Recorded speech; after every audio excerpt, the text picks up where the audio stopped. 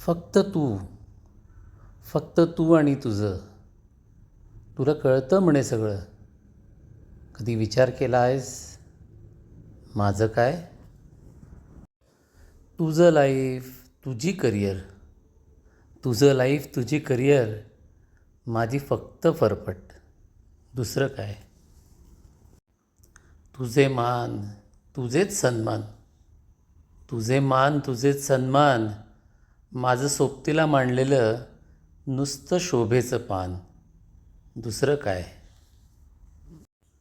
तुझी गर्दी, तुझ्याच टाळ्या, तुझीच वाहवा, तुझी गर्दी, तुझ्याच टाळ्या, तुझीच वाहवा, अनुल्लेखित मात्र माझं अस्तित्व. दुसरं काय? तुझी इच्छा, तुझ्याच आकांक्षा, स्वप्नही तुझीच. तुझी इच्छा, तुझ्याच आकांक्षा, स्वप्नही तुझीच, माझी झोप उडवून कायमची. दुसरं काय? तुझी झेप, उत्तुंग तुझी उडी, तुझी झेप, उत्तुंग तुझी उडी, उपयुक्तता माझी केवळ एक शिडी. दुसरं काय? आयुष्य म्हणे आपलं, आयुष्य म्हणे आपलं, पण सगळं सगळं तुझंच.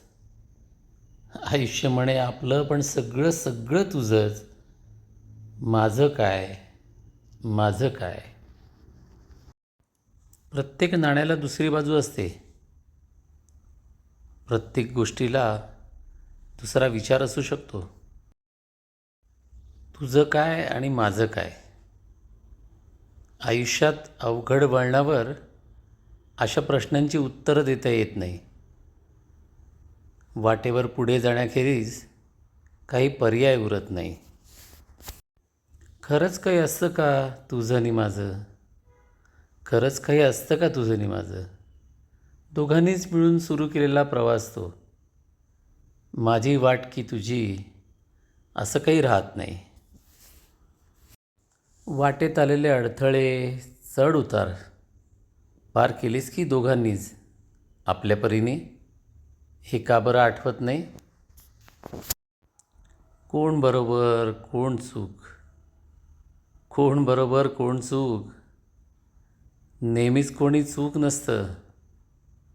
बरोबरही असेल असंही नाही. कालचा निर्णय आज चुकीचा वाटू शकत का नाही? सोबत घेतलेला निर्णय मान्य करायचा असतो. सोबत घेतलेला निर्णय मान्य करायचा असतो. दोघांच्या सहमतीचे खापर एकाच्याच डोक्यावर फोडण्यात काहीच हशील नाही. स्वप्न बघितलेले असतात सोबत, स्वप्न बघितलेले असतात सोबत, नंतर माझी केवळ झोपमोडच झाली असं म्हणण्याला काहीच अर्थ नाही. गेलेली वेळ कुणीच परत आणू शकत नाही. गेलेली वेळ कुणीच परत आणू शकत नाही. कालचे निर्णय असे नंतर बदलता काही येत नाहीत. त्रास कुणाला कधी चुकतो काय? त्रास कुणाला कधी चुकतो काय? मुद्दाम केल्याशिवाय दुसऱ्याला त्याकरता काही जबाबदार ठरता येत नाही. वेळ निघून गेल्यावर दोष माथी मारणं बरं नसतं यार. वेळ निघून गेल्यावर दोष माथी मारणं बरं नसतं यार. चूक नसताना बोल लावून घेण्यात मन दुखतं फार. चूक नसताना बोल लावून घेण्यात मन दुखतं फार, मन दुखतं फार.